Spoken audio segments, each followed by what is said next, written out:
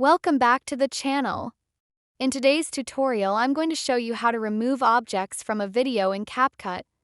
Now keep in mind, this method only works best if your video has a static background and just a single moving object that you want to get rid of.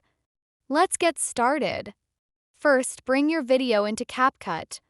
Now go ahead and duplicate your clip and dragging it above your original clip. You'll see a copy of the clip right on top. Now select your top clip and click on Mask. Add a mask and resize it, then position it right over the object you want to remove. Once it's in place, click on the keyframe button next to the mask settings. From here, move your timeline slider ahead until your object reaches the edge of the mask. Then, simply move your mask in the same direction your object is moving. After that, move your timeline slider forward again until the object touches the edge of the mask, and once again reposition the mask.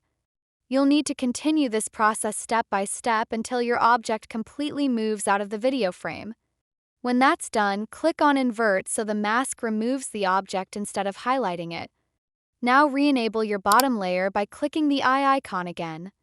Move your timeline slider to the center of the two clips, then make a cut in the bottom video. Drag the front part of that clip towards the back, and just like that, the object is gone. And that's it. If you found this tutorial helpful, don't forget to like this video, subscribe to the channel, and hit the bell icon so you don't miss future tips and tricks.